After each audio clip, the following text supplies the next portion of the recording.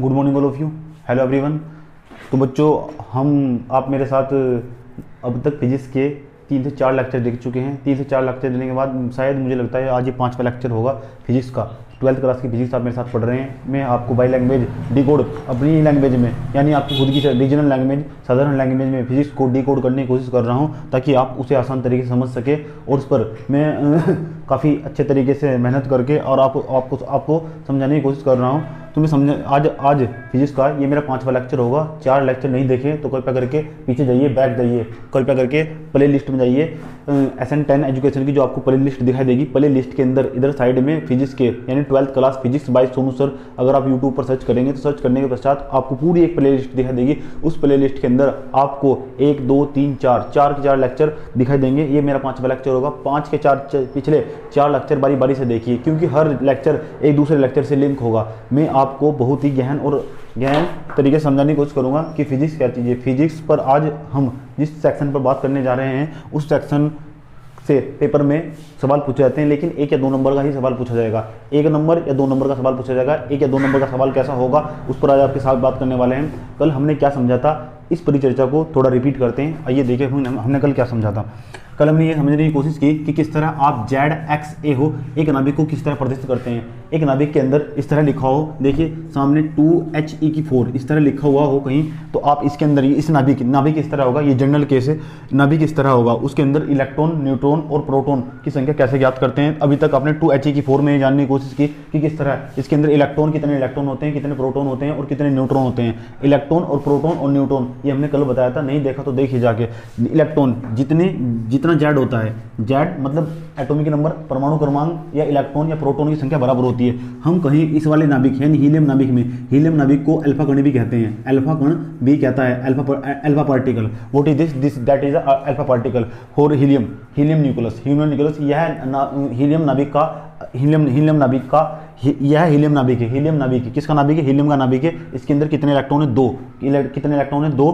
कितने प्रोटॉन है इसके अंदर? 2। न्यूट्रॉन कितने? 4 में से 2 घटाएंगे तो 2 आ जाएंगे। इसी तरह कल हमने ये जानने की कोशिश की कि किस तरह 6C12। एक एग्जांपल और देता हूं आपको। इसमें कितने इलेक्ट्रॉन है? 6। प्रोटॉन भी कितने हैं? 6। न्यूट्रॉन की संख्या बताइए। 12 में से 6 गए तो कितने बच जाएंगे? 6। तो 12 में से 6 घटाएंगे तो 6 बच जाएंगे। इलेक्ट्रॉन भी 6, प्रोटॉन भी 6, न्यूट्रॉन भी 6। कल हमने जानने की कोशिश की कि किसी भी नाभिक में इलेक्ट्रॉन, प्रोटॉन और न्यूट्रॉन कैसे निकालते हैं। इस पर हमने आपको समझाया था। कल एक न्यूमेरिकल भी करवाया था कि किस तरह हीलियम नाभिक पर पता करना हो तो कितना आवेश होगा।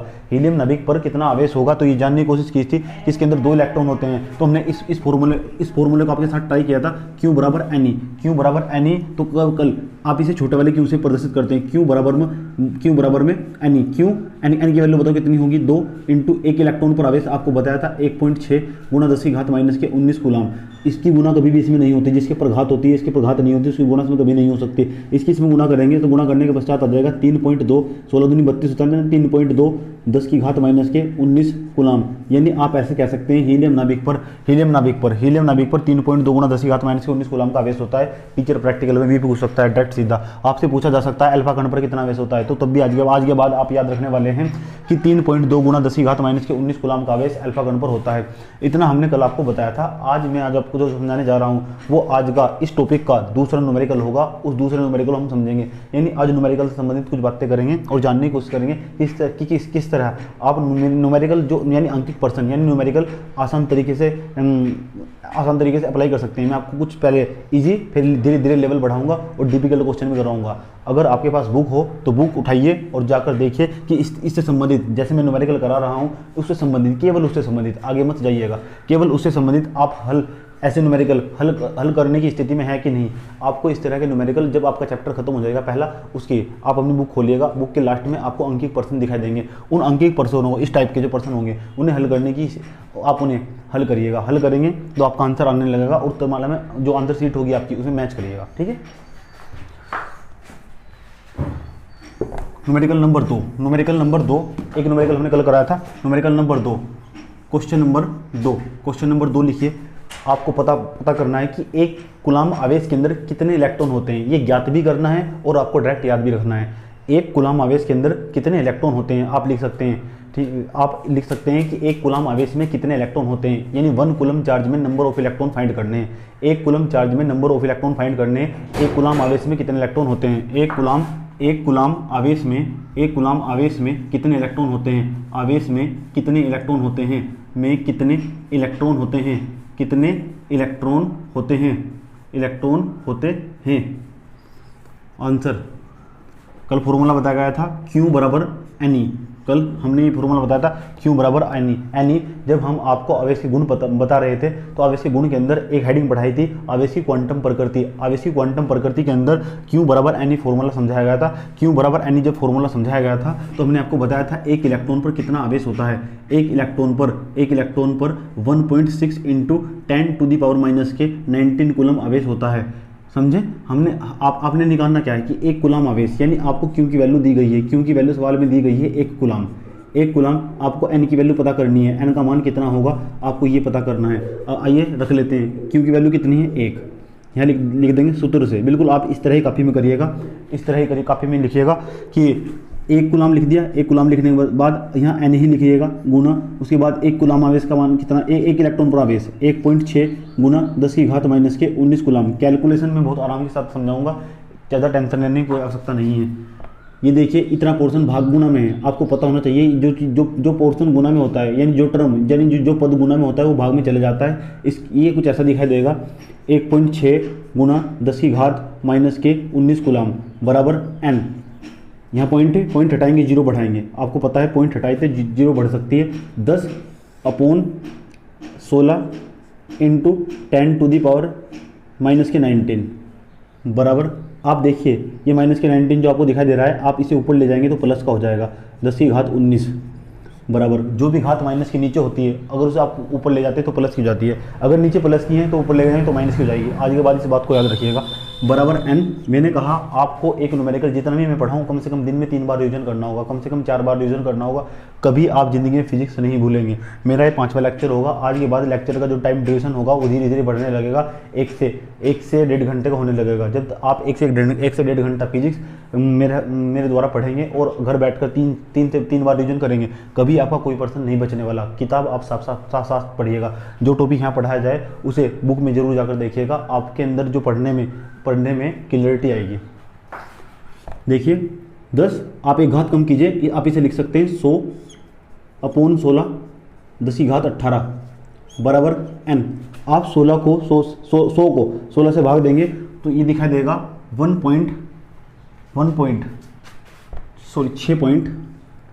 6.25 गुना 10⁻18, वो भी प्लस के। N बराबर इलेक्ट्रॉन, इतने इलेक्ट्रॉन होंगे, यानी एक कूलम आवेश में कितने इलेक्ट्रॉन होंगे, 6.25 गुना 10⁻18 इलेक्ट्रॉन होंगे एक कूलम आवेश में। 2 कूलम आवेश में कितने होंगे, 2 से गुना कर देंगे। 3 कूलम आवेश में कितने होंगे, 3 से गुना कर देंगे।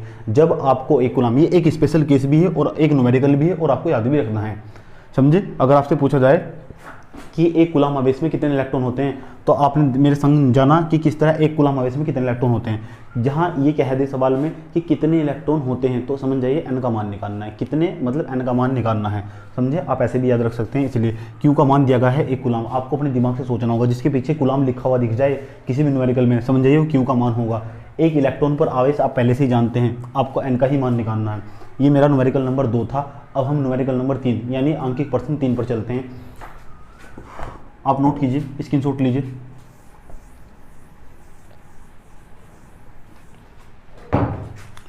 प्रश्न नंबर 3, क्वेश्चन नंबर 3 लिखिए।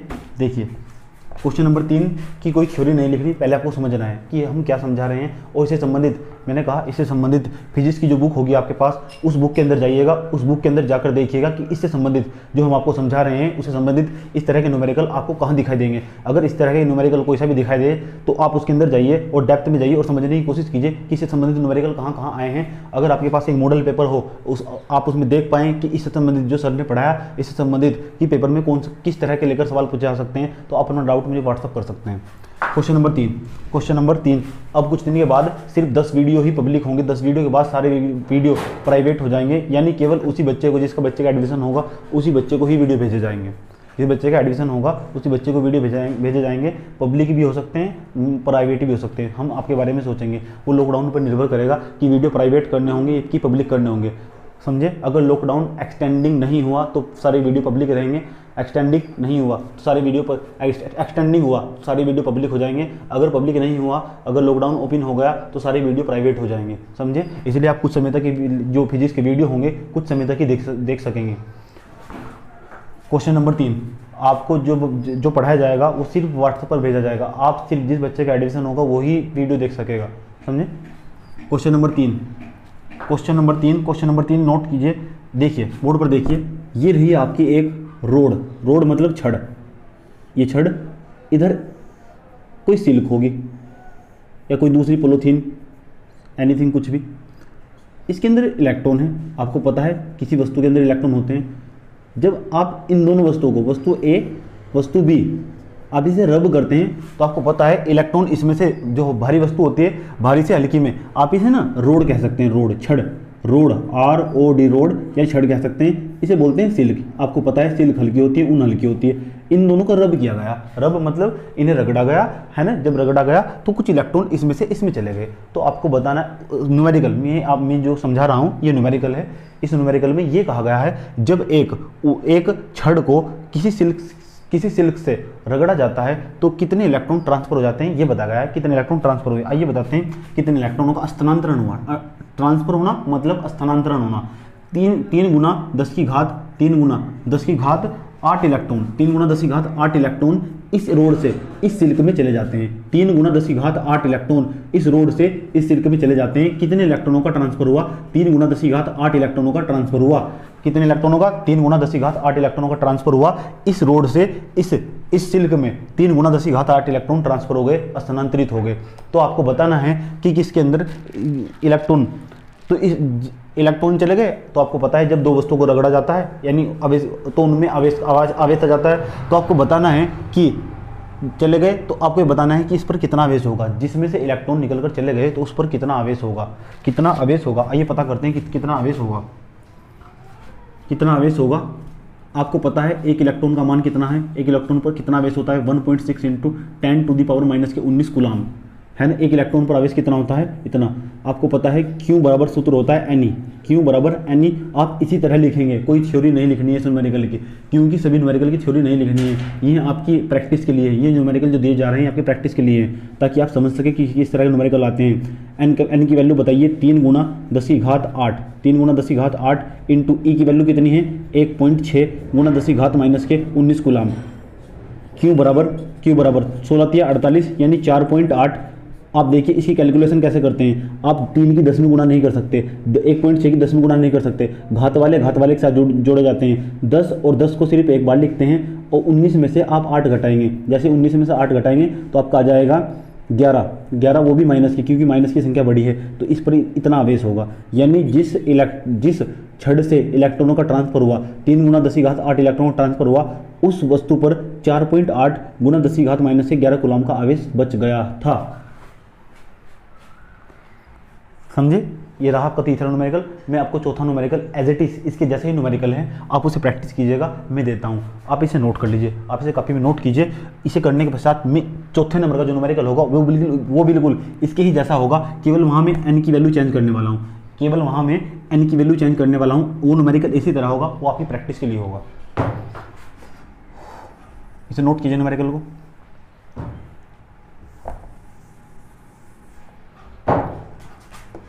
न्यूमेरिकल नंबर 4, पिछले वाले न्यूमेरिकल का स्क्रीनशॉट लीजिए, स्क्रीनशॉट नहीं तो फिर कॉपी में वीडियो को स्किप कर करके उसे कॉपी में नोट कीजिए। न्यूमेरिकल नंबर 4, इसमें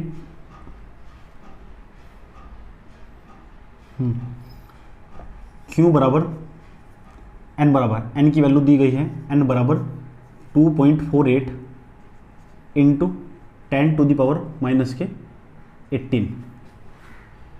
किसकी वैल्यू है, n की वैल्यू। आप इस न्यूमेरिकल को खुद कीजिए। अब मैं आपको जो न्यूमेरिकल, अब हम जो आपको न्यूमेरिकल कराने जा रहे हैं वो न्यूमेरिकल नंबर 5 होगा। न्यूमेरिकल 5 नंबर 5 की प्रकृति इससे अलग होगी। मैं आपको पेपर, आपकी बुक, आपके पेपर में आए प्रश्न, उससे संबंधित जितने भी सवाल होंगे या बन सकते हैं या बने हुए हैं, वे सारे न्यूमेरिकल यहीं बोर्ड पर कराऊंगा। उसके बाद अगर आप इतने न्यूमेरिकल जितने मैं करा रहा हूँ, इतने न्यूमेरिकल और इस थ्योरी को ध्यानपूर्वक रट ले तो आपके 90 प्लस 95 प्लस और 100 के बीच के नंबर पक्के हो जाएंगे। ये मेरा आपसे वादा है, इतनी फिजिक्स में आपको समझा सकता हूँ। Question number 5, question number 5, question number 5, question number 5 लिखिए। देखिए ये रही आपकी एक रोड, मतलब छड़। ये रही आपकी एक रोड यानी छड़, इस पर आवेश है, इस पर आवेश बताया गया है, धनात्मक आवेश, वो भी 2.4 गुना 10 की घात माइनस के 2.4 गुना 10 की घात माइनस के 18 कूलम का आवेश। इस पर जो आवेश है 2.4 गुना 10 की घात माइनस के 18 कूलम का आवेश। ये एक छड़ है, एक छड़ पर 2.4 गुना 10 की घात माइनस के 18 कूलम का आवेश है। एक छड़ है, उस पर इतना आवेश है ना, आवेश है। आवेश का मतलब इस पर क्यू की मात्रा दी गई है, क्यू का मान दिया गया है प्लस के 2.4 गुना 10 की घात माइनस के 18 कूलम का आवेश एक छड़ पर बताया गया है। आपको बताना है जिस छड़ पर इतना आवेश उपस्थित हो, तो उसके अंदर कितने इलेक्ट्रॉन होंगे। यानी सवाल उल्टा दे दिया गया, आपको बता दिया गया। जैसा मैंने आज दूसरे नंबर का सवाल करवाया था, जो न्यूमेरिकल करवाया था, एक कूलम आवेश के अंदर इलेक्ट्रॉनों की संख्या ज्ञात कीजिए। यहाँ कह रहा है कि प्लस के 2.4 गुना 10 की घात माइनस के 18 कूलम के अंदर इलेक्ट्रॉनों की संख्या ज्ञात कीजिए। सवाल की जो लैंग्वेज है वो बदल दी गई, उसमें कहा गया एक छड़ है, एक छड़ के अंदर, एक छड़ यानी रोड, एक छड़ है, छड़ पर 2.4 गुना 10 की घात माइनस के 18 कूलम का आवेश उपस्थित है। तो आपने बताना है कि इस छड़ पर, जिस छड़ पर इतने कूलम का आवेश उपस्थित हो, तो उसके अंदर कितने इलेक्ट्रॉन होंगे, आपको ये पता करना है। तो आपको पता है कितने इलेक्ट्रॉन मतलब n की वैल्यू ज्ञात करनी है। ई का मान आपको पता है 1.6 गुना 10 की घात माइनस के 19 कूलम का आवेश हमारा एक इलेक्ट्रॉन पर होता है। सूत्र आप जानते हैं, सूत्र कौन सा होता है, सूत्र होता है Q बराबर Ne। इस सूत्र को आप अच्छी तरह जानते हैं। तो Q की वैल्यू लिख देंगे। Q की वैल्यू कितनी होगी, प्लस के 2.4 गुना 10 की घात, प्लस लिखने की कोई आवश्यकता नहीं, 10 की घात माइनस के 18 बराबर n की वैल्यू आपको निकालनी है। जिसकी वैल्यू निकालनी होगी उसे सेम एज इट इज रखना होगा, ऐसे ही रखना होगा। गुना एक इलेक्ट्रॉन पर कितना आवेश होता है, 1.6 गुना 10 की घात माइनस के 19 कूलम का आवेश होता है। उसके बाद आप देखेंगे ये गुना में, जो चीज़ गुना में है वो जाएगी भाग में। जैसे ये भाग में जाएगी तो 2.4 इंटू 10 की घात माइनस के 18 बटे में इसके चला जाएगा 1.6 गुना 10 की घात माइनस के 19 बराबर n। पॉइंट से पॉइंट कट जाएगा, 8 से काट देंगे, 8 तिया 24, 8 तिया 24 और 8 दूनी 16, ये 19 है, ये 18। आप इधर देखिए, इधर साइड में देखिए, 3/2 गुना 10 और 10 एक बार लिख देंगे। जो माइनस के 18 था ये माइनस का था, ऊपर जाएगा तो प्लस का हो जाएगा। यानी 10 एक बार लिख देंगे, ये माइनस का 19 था, ऊपर जाएगा तो प्लस का हो जाएगा, कुछ ऐसा दिखाई देगा। बराबर ये रहा n आपका। 3 को 2 से भाग करेंगे तो आ जाएगा आपका 1.5 गुना 10 की घात 19 में से 18 घटाएंगे तो आपका 1 आ जाएगा। 1 लिखिए या ना लिखिए, बराबर n। आप 10 की इसमें गुना करिए तो आपका ये आ जाएगा 15 बराबर n बराबर कितना है 15। आप ऐसे कह सकते हैं जिस छड़ पर 2.4 गुना 10 की घात माइनस के 18 कूलम का आवेश था, उस छड़ के अंदर 15 इलेक्ट्रॉन उपस्थित होंगे। जिस छड़ पर प्लस के 2.4 इतना धनात्मक आवेश था, आपसे सीधा प्रश्न पूछेगा कि एक छड़ पर प्लस के 2.4 गुना 10 की घात माइनस के 18 कूलम का धनावेश उपस्थित हो, तो उस छड़ के अंदर, उस रोड के अंदर नंबर ऑफ इलेक्ट्रॉन ज्ञात कीजिए, नंबर ऑफ इलेक्ट्रॉन फाइंड कीजिए, यानी इलेक्ट्रॉनों की संख्या ज्ञात कीजिए। ये रही आपके सामने 15। आप इस न्यूमेरिकल को नोट कीजिए, मैं साइड हो जाता हूँ।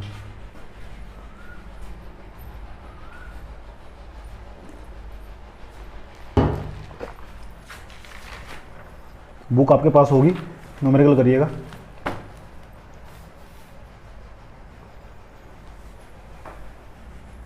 कितने क्वेश्चन हुए, 5। छठे नंबर का क्वेश्चन, क्वेश्चन नंबर 6। आ जा क्वेश्चन नंबर 6। मैं कोई भी न्यूमेरिकल नहीं छोड़ने वाला, मैं कुछ भी नहीं छोड़ूंगा। अब आपके ऊपर है कि आप कितना पढ़ते हैं, कितना आप रिविज़न करते हैं। यकीन मानना, जिस बच्चे का रिविज़न खतरनाक होगा, हर दिन रिविज़न खतरनाक होगा, उसके नंबर देखने लायक होंगे। जिस बच्चे का रिविज़न बहुत हार्ड होगा, यानी रिविज़न सबसे बोरिंग काम, ये सबसे बोरिंग काम जो करने वाला है अगले 8 से 7 महीने, वही टॉपर बनने वाला है। लॉकडाउन के चलते स्थिति बच्चों की बहुत नाजुक और ख़राब है। आप मुझे देखिए कि मैं इतना बिजी होने के पश्चात भी आपके लिए पढ़ाने के लिए समय निकाल पा रहा हूँ।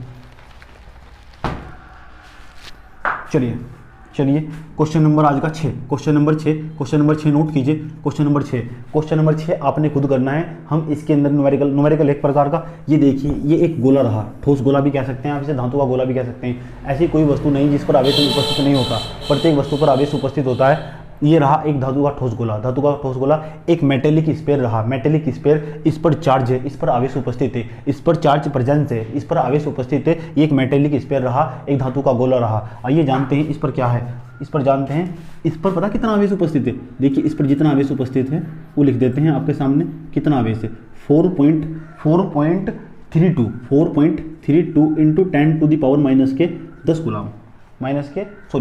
कूलाम, प्लस के 10 कूलाम का आवेश उपस्थित है। यानी आप इसे ऐसे कह सकते हैं, जितना आवेश होता है जिसके पीछे कूलाम लिखा हुआ दिख जाए पूरी फिजिक्स के अंदर, तो समझ जाइए क्यू का मान होगा। क्यों आप छोटे वाला भी कह सकते हैं, बड़े वाला भी कह सकते हैं। कितना है 4.32 गुना 10 की घात 10, 4.2 गुना 10 की घात 10 कूलाम का आवेश।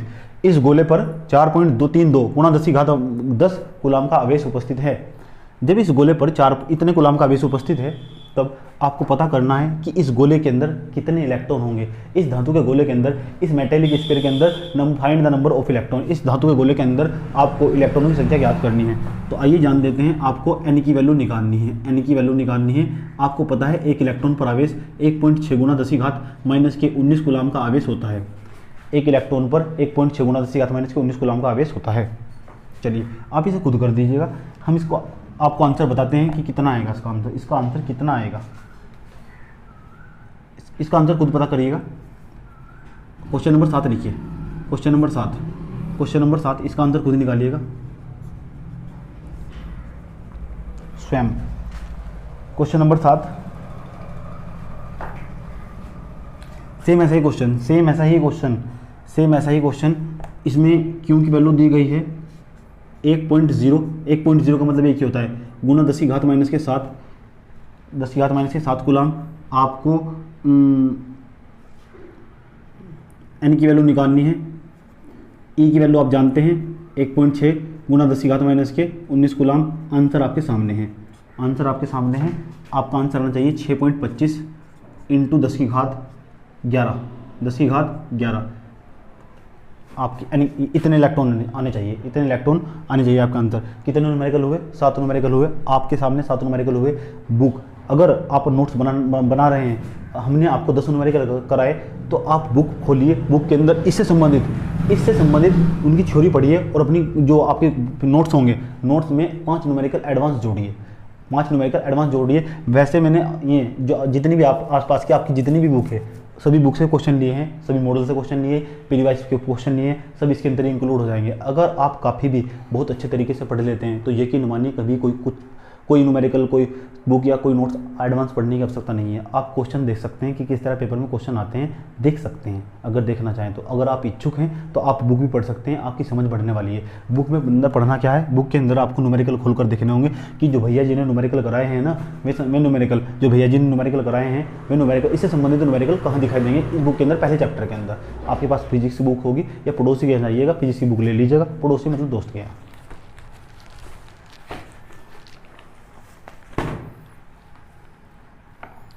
चले,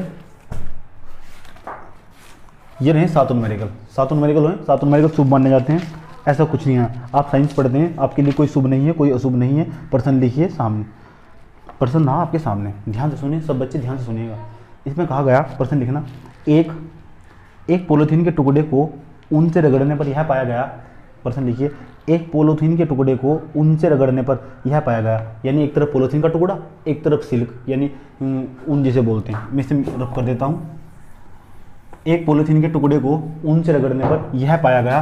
क्वेश्चन नंबर 8, आज का क्वेश्चन नंबर 8 में इसमें छोटे प्रश्न, बड़े प्रश्न सारे इंक्लूड कर दूंगा, कॉपी में नोट करते जाइए, कभी कोई चीज़ पढ़ने की आवश्यकता नहीं है। वादा रहा। प्रश्न नंबर 8 में आप ये जानिए किस तरह कि आप प्रश्न नंबर 8, एक तरफ आपका पॉलीथीन का टुकड़ा रहा। चलिए न्यूमेरिकल को फ्रेमिंग कर देते हैं। एक तरफ आपका पॉलीथीन का टुकड़ा, पॉलीथीन। पता पॉलीथीन का सूत्र क्या होता है केमिस्ट्री में? पता नहीं, पता होगा, कोई बात नहीं। पॉलीथीन, केमिस्ट्री पढ़ाएंगे आपको, समय पर पढ़ाएंगे, समझे। पहला फिजिक्स पढ़िए, फिजिक्स को अच्छे तरीके से कवर अप कीजिए, सिलेबस पूरा करवाना हमारा काम होगा, सिलेबस पूरा करवाना हमारा काम होगा, आपका नहीं। जो पढ़ाया जा रहा है उसे तमीज़ से कवर कीजिए, समझे। पॉलीथीन, एक तरफ पॉलीथीन का टुकड़ा रहा और दूसरी तरफ रहा आपका सिल्क, जिसे बोलते हैं रोड, सिल्क, ऊन जिसे बोलते हैं सिल्क। इन्हें रब किया गया। आपको पता है जब दो वस्तुएं बॉडी आपस में रब की जाती है, रगड़ी जाती है, तो इलेक्ट्रॉन एक वस्तु से दूसरी वस्तु में ट्रांसफर हो जाते हैं। इसमें बताया गया है कि जब इलेक्ट्रॉन ट्रांसफर हुए तो इलेक्ट्रॉन ट्रांसफर होते होते इसमें बताया गया है कि उस वस्तु पर ऋणात्मक आवेश 3, तो पाया गया कि उस पर पॉलीथीन टुकड़े को ऊन से रगड़ने पर, जो पॉलीथीन का टुकड़ा था ना, इस पॉलीथीन के टुकड़े पर 3 गुना 10 की घात माइनस के 7 कूलम का आवेश आ गया। कितना आवेश आ गया? 3 गुना 10 की घात माइनस के 7 गुलाम का आवेश आ गया। जब आपने पॉलीथीन के टुकड़े को सिल्क यानी ऊन से रगड़ा तो जो पॉलीथीन का टुकड़ा था, पॉलीथीन के टुकड़े पर 3 गुना 10 की घात माइनस के 7 गुलाम का आवेश उपस्थित यानी प्रेजेंस हो गया। चलिए, वो भी ऋणात्मक आवेश। कैसा? ऋणात्मक आवेश। चलिए, इस पर ऋणात्मक आवेश, इसका मतलब एक बात ध्यान से सुनिएगा, अगर आपने मेरे साथ कॉन्सेप्ट पढ़ा है, जब इस पर ऋणात्मक आवेश है तो आप बताइए इसके अंदर इलेक्ट्रॉनों की अधिकता होगी कि इलेक्ट्रॉनों की कमी होगी? जिस वस्तु पर ऋणात्मक आवेश होता है उस वस्तु पर इलेक्ट्रॉनों की अधिकता होगी कि कमी होगी? तो इस इलेक्ट्रॉन जिस पर ऋणात्मक आवेश उपस्थित हो तो उसके अंदर इलेक्ट्रॉनों की अधिकता होगी। इसका मतलब आप ऐसे समझ सकते हैं, इसके अंदर से इलेक्ट्रॉन इसमें ट्रांसफर हुए, इसका मतलब इलेक्ट्रॉन इसमें से इसमें ट्रांसफर हुए। वो कितने इलेक्ट्रॉन ट्रांसफर हुए यही आपको पता करना है, यही आपको पता करना है कि इसमें से इसमें कितने इलेक्ट्रॉन ट्रांसफर हुए। यानी इसके अंदर इलेक्ट्रॉनों की कमी थी, इसके अंदर इलेक्ट्रॉनों की कमी थी तो इलेक्ट्रॉन इसमें से इसमें चले गए, इससे गए इसमें, इलेक्ट्रॉन इससे इसमें चले गए, यानी इलेक्ट्रॉन गए, कौन गए? इलेक्ट्रॉन इससे इसमें चले गए, तो इसके अंदर इलेक्ट्रॉन अधिक हो गए। पहले इसके पास इलेक्ट्रॉनों की कमी थी तो इस पर आवेश आ गया माइनस के 3 गुना 10 की घात माइनस के 7 कूलम का आवेश। ऋणात्मक आवेश लिखा है तो हमने माइनस आपके लिए लिखा है, न्यूमेरिकल में यूज नहीं करना है। आपको पता करना है कि कितने इलेक्ट्रॉन इसमें से इसमें ट्रांसफर हुए। आपको ये पता करना है कि जो सिल्क थी उसके अंदर से इसमें कितने इलेक्ट्रॉन ट्रांसफर हुए। जब इस पर आवेश दिया गया है आपको 3 गुना 10 की घात माइनस के 7 कूलम का आवेश दिया गया है। आवेश की मात्रा मतलब क्यू का मान दिया गया है, क्यू का मान दिया गया है, क्यू का मान है 3 गुना 10 की घात माइनस के 7 कूलम का आवेश। आपको माइनस नहीं लगाना है, माइनस सिर्फ लिखने के लिए था। एन की वैल्यू आपको पता करनी है, एन की वैल्यू कितनी होगी। एक इलेक्ट्रॉन पर आप आवेश बहुत अच्छी तरह जानने लगे हैं, आपके याद हो गया होगा। जब आप किसी चीज़ की प्रैक्टिस करते हैं तो बार बार उसका उच्चारण किया जाता है तो वो परमानेंटली याद हो जाती है। देखिए हमने ई का मान इतनी बार यूज़ किया, आपके याद ही हो गया होगा। क्यू बराबर सूत्र लिखते हैं, जिस तरह हम लिख रहे हैं आप इस तरह लिखिएगा, क्यू बराबर एन ई। क्यू की वैल्यू बताइए कितनी? 3 गुना 10 की घात माइनस के 7 कूलम का आवेश। एन की वैल्यू आपने पता नहीं है, ई की वैल्यू आप जानते हैं 1.6 गुना 10 की घात माइनस के 19 कूलम का आवेश। आप इसे बट्टे में लेके जाइए, 3 गुना 10 की घात माइनस के 7 कूलम का आवेश upon 1.6 into 10 to the power minus के 19 बराबर एन। आप इसे कैंसिल कीजिए, ऊपर 0 बढ़ाइए, इसे कट कीजिए। 30 बट्टे कितना? 16 गुना 19 को ऊपर लेके जाइए, 10 की घात माइनस के 7 प्लस की हो जाएगी 19 बराबर कितना हो जाएगा? एन हो जाएगा। 0 से 0 कट जाएगा आपका। जब 0 से 0 कट, नहीं ये 16 है, ये 16 है, 2 से काटेंगे तो 15, ये 2 से काटेंगे तो 8 है ना, ऊपर आ जाएगा 15 और बट्टे में कितना जाएगा? 8 और गुना 10 की घात 19 में से 7 घटाएंगे, 19 में से 7 घटाएंगे, 19 में से 7 घटाएंगे तो आपका जाएगा 12, 10 की घात 12 और बराबर में आपका जाएगा एन।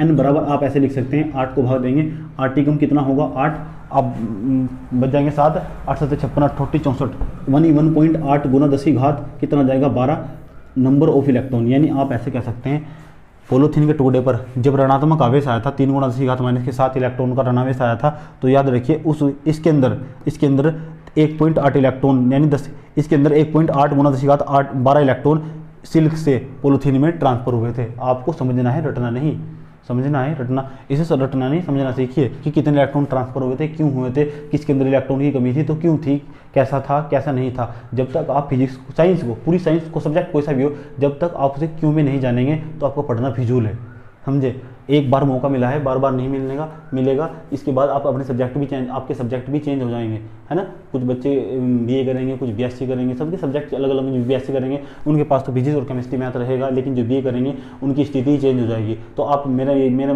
यकीन मानिए, आप फिजिक्स को एक बार इतने अच्छे तरीके से रिविजन कीजिए कि आपको ज़िंदगी में कभी साइंस पढ़ने की आवश्यकता ना हो। आप इसमें इतना डेप्थ उतर जाइए, इतनी मेहनत कीजिए, यानी अपने जो सब्जेक्ट होगा आपका उसे लगभग 100% दीजिए, और 100% देने के बाद अपने खुद का उसे 100% दीजिए। 100% देने के बाद देखिए क्या आउटपुट निकल कर आता है। इनपुट महत्वपूर्ण नहीं है, पढ़ना महत्वपूर्ण नहीं है, पढ़ने के बाद जितना बचता है वो महत्वपूर्ण होगा।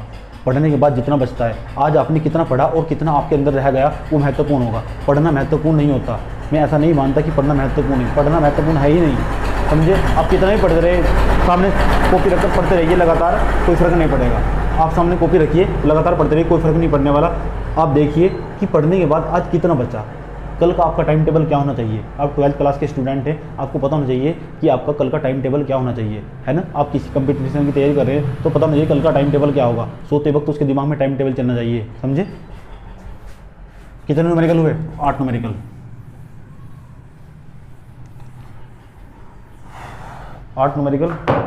अब आप मेरे साथ चलते हैं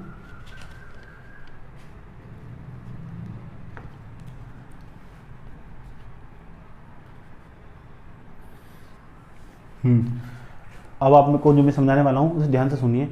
एक होता है आवेश, एक होता है द्रव्यमान। एक होता है आवेश, एक होता है द्रव्यमान। आपको बताना है कि आवेश और द्रव्यमान में क्या अंतर है। आवेश और द्रव्यमान में क्या अंतर है।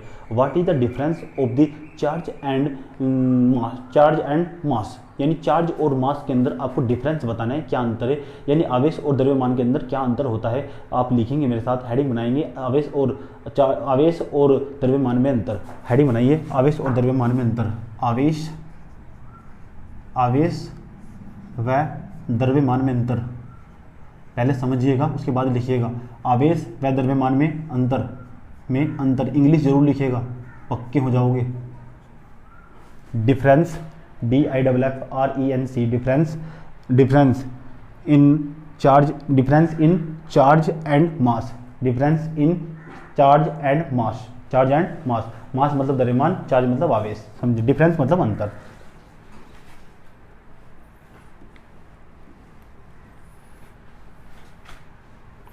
तो आप एक काम कीजिएगा, इस तरह एक चार्ट बनाइएगा। उस चार्ट में इस तरह 2 कॉलम बनाइए, ऐसे जल्दी समझ में आएगा। एक तरफ लिख दिया आवेश, क्योंकि आवेश आप मेरे संग पढ़ चुके हैं। द्रव्यमान आप कक्षा 11 में पढ़ते हैं, जो आपने तमीज से नहीं पढ़ा है। इसे बोलते हैं चार्ज, इसे बोलते हैं मास। ये रहा आपका चार्ज, ये रहा मास आपका। नंबर फर्स्ट पॉइंट आपको पता होना चाहिए, जो द्रव्यमान होता है, आवेश होता है, आवेश धनात्मक भी हो सकता है, ऋणात्मक भी हो सकता है। कभी भी किसी वस्तु का द्रव्यमान नेगेटिव नहीं हो सकता, ऋणात्मक नहीं हो सकता। पहला अंतर, आवेश किसी भी वस्तु का धनात्मक भी हो सकता है, ऋणात्मक भी हो सकता है। आप जानते हैं, है ना। यानी आप चार्ज जो होता है वो पॉजिटिव भी हो सकता है, नेगेटिव भी हो सकता है, बट जो आपका मास होगा वो ऑलवेज पॉजिटिव होगा, है ना। कभी भी किसी वस्तु का द्रव्यमान हमेशा नेगेटिव नहीं हो सकता। आप ऐसे नहीं कह सकते कि जो मार्कर है, इस मार्कर का जो द्रव्यमान है, मार्कर का जो मास होगा यानी द्रव्यमान होगा, इसका द्रव्यमान -10 ग्राम है, -10 ग्राम। क्या आपने सुना है आज तक ऐसा? कभी भी ऐसा पूरी फिजिक्स में आपको कहीं नहीं मिलेगा। किसी भी वस्तु का द्रव्यमान हमेशा माइनस में होगा, ऐसा नहीं हो सकता, ठीक है। इट इज़ डिनाई, आप इसे डिनाई कर सकते हैं, आप इसे मना कर सकते हैं, समझे। तो नंबर फर्स्ट पॉइंट लिखिए। नंबर फर्स्ट पॉइंट आवेश पहले पॉइंट पे लिखिए। आवेश प्रत्येक वस्तु पर आवेश, ऐसे लिखिए, आवेश धनात्मक और ऋणात्मक दोनों हो सकता है, पॉजिटिव भी एंड नेगेटिव भी। द्रव्यमान में लिखिए, यह सदैव धनात्मक होता है, यह सदैव धनात्मक होता है।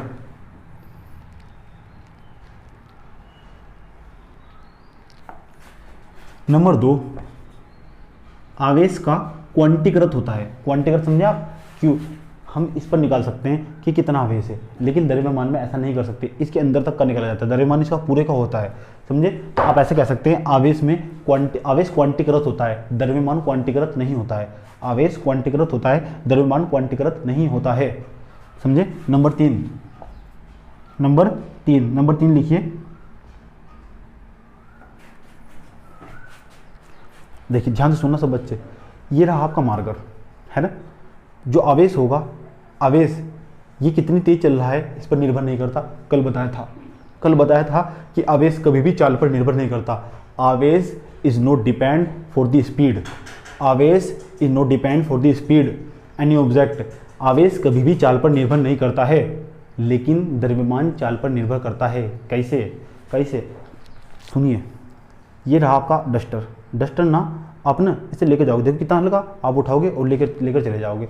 आप एक काम कीजिए, इतना मोटा पत्थर उठाइए, यानी द्रव्यमान बढ़ गया तो आपकी चाल धीमी पड़ जाएगी, आप उसे धीरे धीरे लेकर जाएंगे, आपकी चाल में अंतर आ जाएगा। यानी द्रव्यमान का चाल पर बहुत बुरा प्रभाव पड़ता है। आप यकीन मानिए, अगर आपका वजन 45 किलो है, 40 किलो है, 45 किलो है, 40-45 किलो महिलाएं औरतों का वजन होता है ना। तो जिस महिला या औरत का वजन वेट है ना, अगर 45 किलो होगा उसे दौड़ने में आसानी होगी। अगर किसी महिला का वेट लगभग 80 या 90 किलो हो, उसे चलने में बहुत कन्फ्यूजन होगा, उसकी चाल बदल जाएगी, यानी उसका द्रव्यमान बढ़ गया है। जब द्रव्यमान बढ़ जाता है तो चाल धीमी पड़ने लगती है। आवेश में ऐसा नहीं होता है, आवेश में ऐसा नहीं होता है, यानी आवेश चाल पर निर्भर नहीं करता है। Mass always depend the speed, always depend speed in speed. Okay, जो द्रव्यमान होता है, किसी भी वस्तु का द्रव्यमान होता है, वो हमेशा चाल पर निर्भर करता है, लेकिन आवेश चाल पर निर्भर नहीं करता है। आप नंबर 3 पॉइंट में लिखिए, आवेश चाल पर निर्भर नहीं करता है, लेकिन द्रव्यमान चाल पर निर्भर करता है। नंबर जो 4 पॉइंट है, नंबर 4 पॉइंट,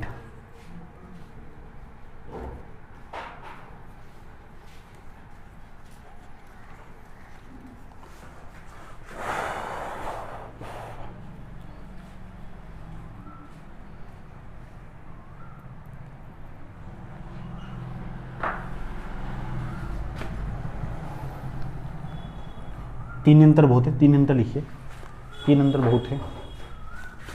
अब आप मेरे संग दास्ताएं ए फिजिक्स पढ़ रहे हैं। दास्ताएं ए फिजिक्स यानी दास्ताएं एक इलेक्ट्रिक चार्ज से संबंधित, यानी विद्युत आवेश से संबंधित जितनी भी बातें होंगी मैं आपको समझाने की कोशिश करूंगा। इससे बाहर कुछ नहीं गया, ना जाएगा, ना जाने वाला है। 10 वर्षों का अनुभव है मुझे फिजिक्स समझाने का, समझे। जो मेरा 10 वर्षों का अनुभव कहता है, मेरी जो मेरे नोट्स होंगे, जो मेरे द्वारा बनाए गए नोट्स होंगे, उन नोट्स से कोई भी सवाल उससे बाहर नहीं जाने वाला, कोई भी सवाल उससे बाहर नहीं जाने वाला। जो नोट्स मैं आपको बनवाने वाला हूँ, कोई भी क्वेश्चन उनसे बाहर नहीं जाने वाला। चलिए,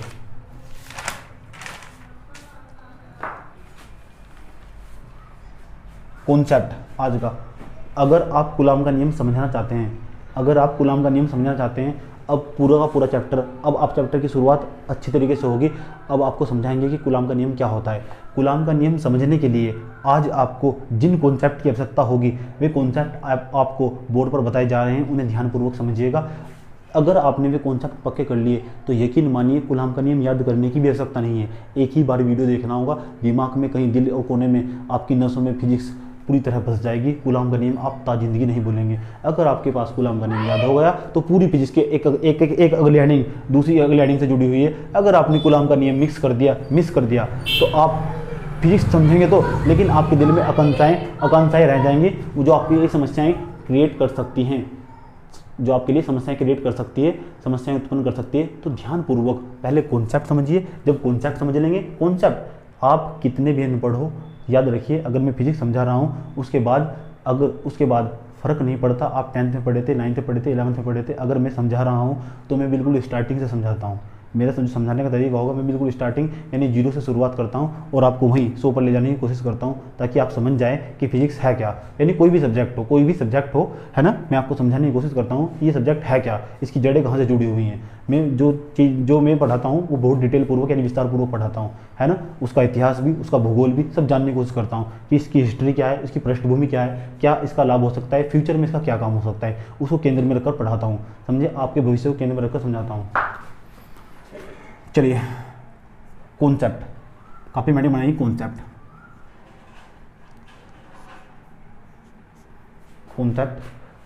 नंबर फर्स्ट।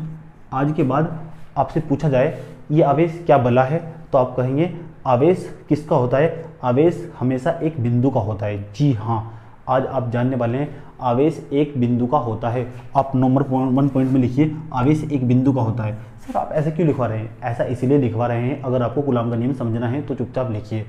आवेश एक बिंदु का होता है। आवेश एक बिंदु का होता है। एक बिंदु का होता है। बिंदु का होता है। आवेश एक बिंदु का होता है। नंबर 2, जब आवेश एक बिंदु का होता है, चलिए कल हमने आपको बताया था, अगर एक तरफ लाइक चार्ज हो, लाइक चार्ज समझते हो, पॉजिटिव चार्ज, पॉजिटिव चार्ज, इसे बोलते हैं like charge. Negative charge, negative charge, इसे बोलते हैं लाइक चार्ज। अगर लाइक चार्ज हो यानी समान आवेश हो, लाइक चार्ज दैट मीन्स समान आवेश। अगर लाइक चार्ज हो, कल आपने समझने की कोशिश की, कॉन्सेप्ट नंबर 2, तो इनके बीच में एक बल लगता है, इनके बीच में एक बल लगता है, उसे बोलते हैं repulsion force. Repulsion force Hindi में कहते हैं प्रतिकर्षण बल। आप प्रतिकर्षण बल लिखिएगा, प्रतिकर्षण बल, प्रतिकर्षण बल। बल हिंदी थोड़ी कम हो जाए तो टेंशन मत लीजिएगा, क्योंकि मैं बोल दे रहा हूँ ना प्रतिकर्षण बल, तो लिखने में प्रॉब्लम हो सकती है, समझे। तो रिपल्सन फोर्स, जहाँ समान आवेश होंगे तो याद रखना उनके बीच में हमेशा प्रतिकर्षण बल लगेगा। ये कॉन्सेप्ट है। अगर आपको कूलॉम का नियम समझना है तो कूलॉम का नियम समझने के लिए आपको इन कॉन्सेप्ट की आवश्यकता पड़ने वाली है। आपको उनको याद करना होगा, याद नहीं दिलो दिमाग में बसाना होगा। ये हमने कल भी समझाया था, समझे। Repulsion force, repulsion force that means प्रतिकर्षण बल, यानी दोनों के दोनों जो प्लस प्लस चार्ज होंगे वो एक दूसरे को रिपेल करने की कोशिश करेंगे। कल इसके बहुत अच्छे उदाहरण दिए गए थे, है ना। जो ये नफरत करते हैं एक दूसरे से, क्या करते हैं? नफरत। नंबर तीसरा जो पॉइंट होगा, तीसरा पॉइंट, अगर अनलाइक चार्ज हो, अनलाइक दैट मीन्स विपरीत आवेश, विपरीत आवेश उपस्थित हो, प्लस माइनस, एक तरफ पॉजिटिव चार्ज, एक तरफ नेगेटिव चार्ज, तो याद रखिए अगर एक तरफ पॉजिटिव चार्ज, एक तरफ नेगेटिव चार्ज हो तो वे दोनों जो आवेश होंगे एक दूसरे को अट्रैक्ट करेंगे, एक दूसरे को आकर्षित करेंगे। यानी आप ऐसे कह सकते हैं इनके बीच में मोहब्बत हो जाती है। जब मोहब्बत हो जाती है तो एक दूसरे अट्रैक्ट करते हैं। अट्रैक्ट मतलब आकर्षण बल। कौन सा बल? आकर्षण बल। आकर्षण बल, आकर्षण बल। कौन सा बल? आकर्षण बल। Attraction force, attraction force. कौन से चार्ज होने चाहिए? अनलाइक चार्ज, एक तरफ नेगेटिव एक तरफ पॉजिटिव, एक तरफ नेगेटिव हो या एक तरफ पॉजिटिव एक तरफ नेगेटिव हो तो उन्हें लाइक चार्ज कहते हैं, असमान या विपरीत आवेश कहते हैं। वे एक दूसरे को अट्रैक्ट करते हैं, उनके बीच में आकर्षण बल लगता है, समझे। अगर दो सेम चार्ज होंगे तो सेम बॉडी हो, सेम चार्ज होंगे तो उनके बीच में रिपल्सन फोर्स लगेगा। रिपल्सन फोर्स मतलब प्रतिकर्षण बल लगेगा, वे एक दूसरे को रिपेल करने की कोशिश करेंगे। Number 4 concept, number 4 concept. Sir ये कॉन्सेप्ट क्यों बताए जा रहे हैं? बच्चे आपको कूलॉम का नियम समझना है कि नहीं समझना है? सर ये कूलॉम का नियम क्यों समझाया जा रहा है? ये कूलॉम का नियम इसलिए समझाया जा रहा है ताकि आप इस चैप्टर की न्यू समझ सके। न्यू जड़, जिस मकान के नीचे आप बैठे हैं उसके अंदर भी जड़ है, अगर वो खराब हो गई है ना तो आपका पूरा मकान खराब हो जाएगा। इसलिए कहते हैं आपसे कॉन्सेप्ट जो हम समझाते हैं, स्टार्टिंग में कॉन्सेप्ट समझाते हैं, वे कॉन्सेप्ट आने वाले टॉपिक की जड़ होती हैं। जब तक आप जड़ नहीं समझेंगे तो आप कुछ नहीं समझेंगे। आप फिजूल की पढ़ाई कर रहे हैं। आपकी कहानी उस तरह है, आपने ऊपर तो कोट पैंट पहन रखा है लेकिन नीचे चप्पल पहन रखी है, आपकी कहानी इस तरह हो जाएगी।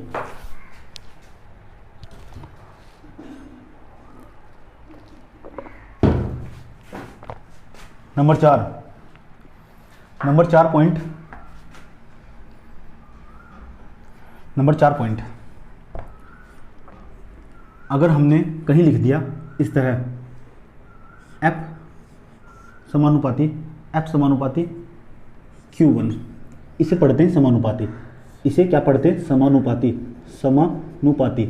हमने कहा हम आपको शुरू से पढ़ाएंगे, कोई भी चीज़ नहीं रटवाएंगे। इसे इंग्लिश में प्रोपोर्शनल कहते हैं, प्रोपोर्शनल। इसे समानुपाती कहते हैं, समानुपाती। Q1 F के समानुपाती है, F Q1 के समानुपाती है। ये समानुपाती क्या बोला है आइए जानते हैं। अगर Q1 बढ़ेगा तो F भी बढ़ेगा। ये बढ़ना क्या होता है ये भी जानते हैं, चलिए सुनिए। अगर आप अच्छा पढ़ेंगे तो आपका रिजल्ट भी अच्छा आएगा, यानी अच्छा पढ़ना समानुपाती हुआ अच्छे रिजल्ट के। अगर आप खराब पढ़ेंगे तो आपका रिजल्ट खराब आएगा, आपका खराब पढ़ना समानुपाती हुआ खराब रिजल्ट के, है ना। अगर आप मेहनत करेंगे आपके अपने व्यक्तित्व, आपकी खुद की पर्सनैलिटी में सुधार आएगा, यानी आपका मेहनत करना आपके समान पर्सनैलिटी के पर्सनैलिटी जो आपकी पर्सनैलिटी होगी उसके समानुपाती होगा। अगर आप मेहनत नहीं करेंगे आपकी ज़िंदगी बर्बाद हो जाएगी, यानी आप मेहनत नहीं करना, आपका मेहनत करना आपकी ज़िंदगी बर्बाद होने के समानुपाती होगा। इसे बोलते हैं समानुपाती, यानी जो इसके साथ होगा वही इसके साथ होगा, इसका असर इस पर दिखाई देगा। इसे बोलते हैं समानुपाती। समानुपाती इसे निर्भर करना भी कहते हैं, डिपेंडिटी निर्भर करना, प्रोपोर्शनल इसे ही बोलते हैं प्रोपोर्शनल। चलिए तो आज के बाद आप हिस्ट्री को याद रखिएगा, समानुपाती निर्भर करना, है ना। एक बला और याद रखनी है आपको, जब आप इसे कभी हटाएंगे ना समानुपाती को, तो यहाँ के आ जाएगा के। ये क्या है, के क्या है, ये के कांस्टेंट होता है, इसे हटाते हैं। ये समानुपाती एक प्रकार से बराबर का काम करता है। आप कहीं भी इसे हटाएंगे तो इस तरह का चिन्ह आपको दिखाई देगा। ये बातें छोटी छोटी बातें आपको याद रखनी है, जो आपको 11वीं क्लास में पढ़नी चाहिए थी। अगर आप 11वीं क्लास में पढ़े हैं तो आपको कोई प्रॉब्लम नहीं होने वाली। कितने कॉन्सेप्ट हुए, 4 कॉन्सेप्ट हुए। पांचवा कॉन्सेप्ट आज का, पांचवा concept, concept number 5। Concept number 5 देखिए, कॉन्सेप्ट नंबर 5 देखिए, कॉन्सेप्ट नंबर 5।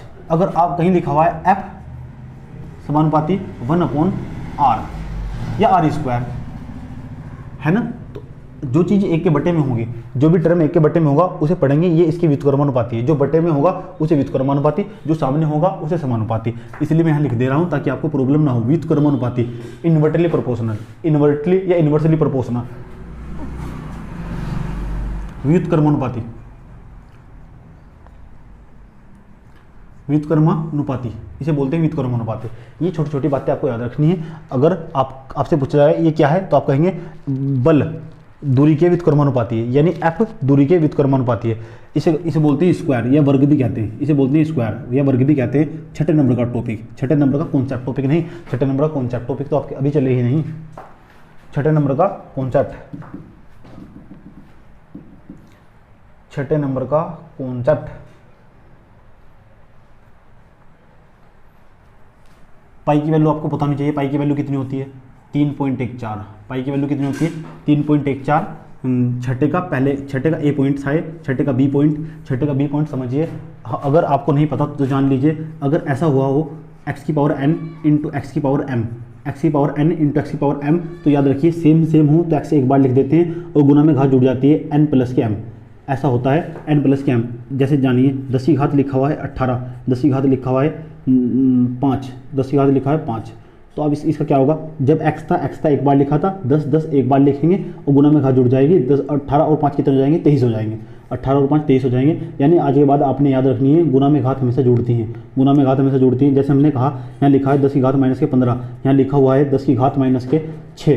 तो इसका क्या होगा, 10 एक बार लिख देंगे और 6 में 15 जोड़ेंगे, 15 से कितना हो जाएगा, 21 हो जाएगा। यानी 10 एक बार लिखने के पश्चात माइनस के 15 में माइनस के 6 जोड़ेंगे तो माइनस के 21 हो जाएगा। सी पॉइंट आज का, सी पॉइंट। भाग में घात हमेशा घटती है, ये बातें आपको याद रखनी है। x⁴m अपॉन x⁴n, यानी जो चीज़ सेम सेम होगी। अगर यहाँ सेम सेम ना हो तो फिर कुछ नहीं होने वाला इनका, ऐसे ही छोड़ना होगा। अगर यहाँ 10 होता, अगर यहाँ होता 10, यहाँ होता 12, तो मैं इसको ऐसे ही छोड़ता, इसे हल ना करता, सेम ऐसे ही लिखना पड़ता मेरे को। x एक बार लिख देंगे, m में से हमेशा n, ऊपरली वाली घात में से नीचे वाली घात घटा देते हैं, m माइनस के n हो जाएगा। उसके बाद जैसे देखिए 10 की घात 15 अपॉन 10 की घात 2, 10 एक बार लिख देंगे, 15 में से 2 घटा देंगे, 15 में से 2 घटाएंगे तो कितना हो जाएगा, आ जाएगा 13। ये रहे आपके 6 कॉन्सेप्ट। कितने, 6 कॉन्सेप्ट। आज का 7वां कॉन्सेप्ट। 6 के 6 कॉन्सेप्ट को बार बार रिपीट करिएगा, तभी आपको कूलाम का नियम समझाऊंगा। कूलाम का नियम इतनी जल्दी समझ में नहीं आएगा। अगर आपके कॉन्सेप्ट कंप्लीट होंगे, जब कॉन्सेप्ट कंप्लीट यानी बार बार रिवीजन होगा, तभी आप कूलाम का नियम समझ पाओगे। मैं इतनी जल्दी मैं कूलाम का नियम समझा भी सकता था, समझ में तो आएगा, आपकी कम आएगा। मैं आपको ऐसा मानकर चलता हूँ आपको कुछ नहीं आता है, और आप पे वाकई में ही कुछ नहीं आता है। चलिए चलिए चलिए चलिए चलिए, कॉन्सेप्ट नंबर 6, कॉन्सेप्ट नंबर अब 7 है नहीं, कॉन्सेप्ट नंबर 7, कॉन्सेप्ट नंबर 7। जितने भी कॉन्सेप्ट पढ़ेंगे आपका ही बेस मजबूत होगा। कॉन्सेप्ट नंबर 7, कॉन्सेप्ट नंबर 7 भी समझिए, कॉन्सेप्ट नंबर 7 भी समझिए, कॉन्सेप्ट नंबर 7 समझिए। एक होता है मात्रक, मात्रक पता होना चाहिए आपको। बल का मात्रक क्या होता है, बल का मात्रक, बल का मात्रक पता होगा सब बच्चों को। नहीं पता तो याद रखिए न्यूटन, अपने ही नाम पर रख दिया था, न्यूटन, एन, इसे बोलते हैं एन, न्यूटन लिख देंगे इसको। न्यूटन बल का मात्रक। आज के बाद आपसे पूछा जाए बल का मात्रक क्या होता है, न्यूटन। यानी जब भी आप आज के बाद एफ यानी फोर्स यानी बल का मान निकालेंगे, उसके पीछे न्यूटन लिखेंगे। हम कहें आपको इस मार्कर को हमने बल लगाया, हम कहें तो कितने न्यूटन का बल लगाया, 5 Newton, 8 Newton, 10 Newton, 18 Newton, 100 Newton, 2 गुना 10 की घात 5 न्यूटन। यानी न्यूटन न्यूटन न्यूटन है क्या, न्यूटन, न्यूटन यानी बल का मात्रक होगा, न्यूटन होगा बल का मात्रक। किसका, बल का मात्रक, यूनिट है, यूनिट मतलब मात्रक। आज के बाद आपसे पूछा जाए आवेश का मात्रक क्या होगा, आवेश का मात्रक, आवेश का मात्रक, आवेश का मात्रक आपसे पूछा जाए आवेश का मात्रक बताओ, तो आवेश का मात्रक बताओगे कूलाम, और कूलाम के नाम का सी लिख देंगे, कूलाम के नाम का क्या लिख देंगे, सी। आवेश का मात्रक पूछा जाए तो आवेश का मात्रक हमेशा आज के बाद कूलाम होगा, होता ही कूलाम है, समझे। आवेश का मात्रक क्या होता है, कूलाम। उसके बाद 7वें का पहला कॉन्सेप्ट था, 7वें का बी कॉन्सेप्ट देखो, सातवें का बी कॉन्सेप्ट देखो सब, सातवें का बी कॉन्सेप्ट।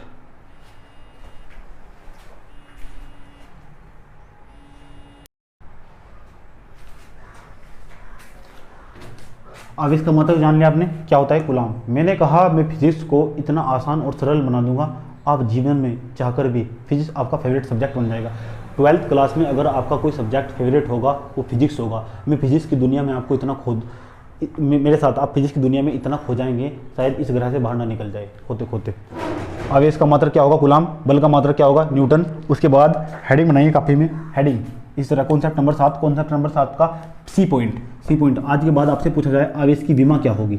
आवेश की विमा डायमेंशन कक्षा 11 का टॉपिक है ना, ज़्यादा जानने की कोई आवश्यकता नहीं, जितना बताया जाए इतना ही लिखिए और इतना ही याद करिए। आवेश की विमा क्या होगी, आवेश की विमा क्या होगी, तो आवेश की विमा आप लिखिए, आवेश की विमा होगी 80। जब भी आपसे पूछा जाए आवेश की विमा क्या होती है तो आप बताइएगा आवेश की विमा होती है 80 ही क्यों, क्योंकि आपको पता है आवेश विमा हमेशा सूत्र के द्वारा निकलती है। क्यों बराबर सूत्र होता है IT, आई धारा को एम्पेयर में नापते हैं, टी के नाम का समय है टी, इसलिए आवेश की विमा क्या हुई 80, इसलिए आवेश की विमा क्या हुई 80। विमा हमेशा सूत्र के बाद ही निकलती है, अगर आपको सूत्र पता है तो ही विमा निकाल सकते हैं, इसलिए कहता हूँ आपसे जितना बताऊँ उतना याद रखिए। डी पॉइंट नंबर डी आपको याद रखना है, बल की विमा याद रखिएगा, डायरेक्ट लिखिएगा बल की विमा, ज़्यादा निकालने की कोई आवश्यकता नहीं है। बल की विमा जितना बताएं इतना याद रखिए। बल की विमा यानी एफ, बल की विमा MLT - के 2, MLT - के 2 11th क्लास में बच्चे पढ़े होंगे, MLT - के 2 बल की विमा डायरेक्ट पता होना चाहिए, MLT - के 2 समझे। जितनी विमाएं, क्योंकि इन विमाओं की आवश्यकता पड़ने वाली है, वही विमा बोर्ड पर लिखवाई जाएगी, यही 12th क्लास का सिलेबस है, यही 12th क्लास का सिलेबस है। दूरी की विमा ई, दूरी की विमा, दूरी को आप D से लिखिए या फिर R से लिखिए, उसकी विमा होती है हमेशा L। दूरी कोई सी भी हो, लंबाई चौड़ाई ऊंचाई कोई सी भी दूरी हो, त्रिज्या हो, उसकी विमा हमेशा L होगी। L मतलब लेंथ, लेंथ मतलब लंबाई, जितनी भी दूरी होती है सारी लंबाई होती है, समझे। तो याद रखिए, तो दूरी की विमा हमेशा क्या होगी L। तो कितने कॉन्सेप्ट हुए, 7 कॉन्सेप्ट हुए।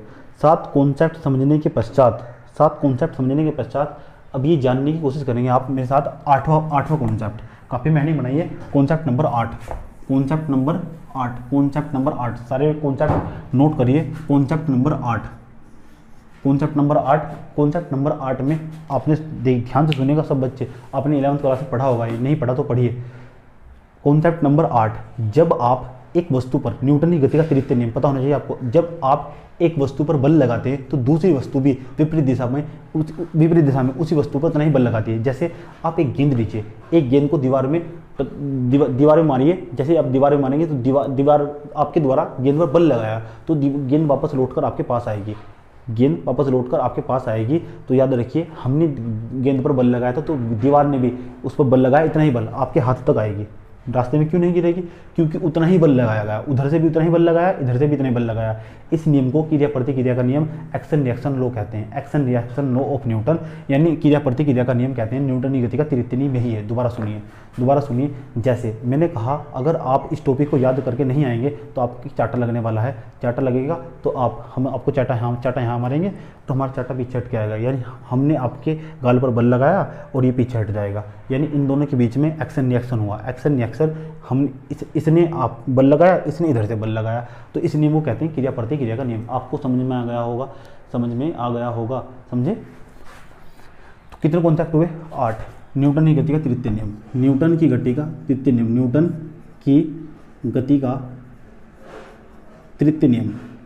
तृतीय नियम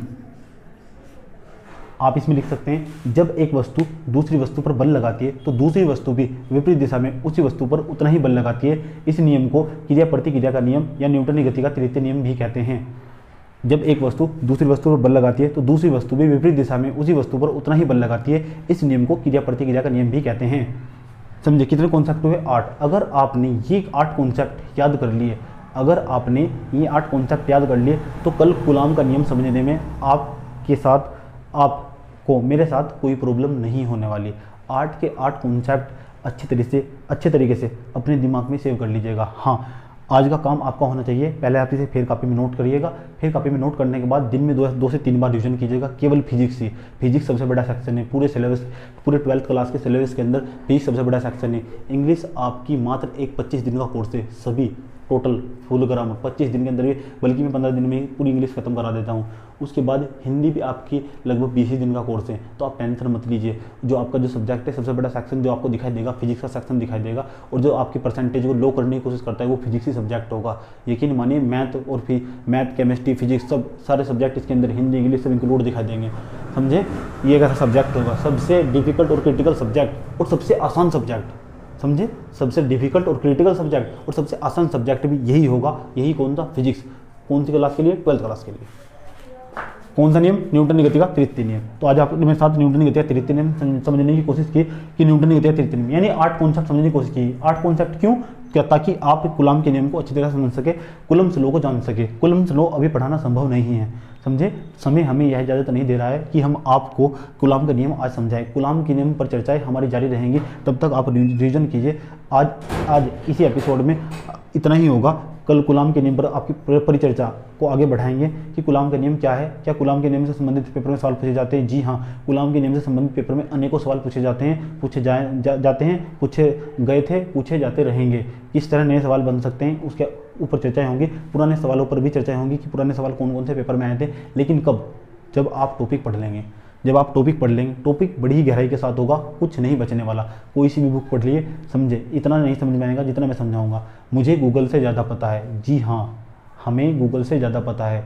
यदि यकीन मानिए, गूगल पर कौन है, गूगल पर कौन डालते हैं डाटा, हम जैसे लोग ही तो डालते हैं ऐड करके। तो हम कहते हैं हमको गूगल से ज़्यादा पता है। ये बात 16 आने सच है, आपको स्वीकार करनी होगी। आप हमें जानते हैं तो फिर एक काम करिए, पहचानना स्टार्ट कीजिए। अब जानने लगेंगे जब आप मेरे साथ 12th क्लास का फिजिक्स का सिलेबस पढ़ेंगे। फिजिक्स का ही क्यों, अदर सब्जेक्ट भी स्टार्ट होंगे, लेकिन समय पर स्टार्ट होंगे। तब तक के लिए आप मुझे इजाज़त दीजिए। खुदा हाफिज़, सत श्री अकाल, धन्यवाद, आदाब।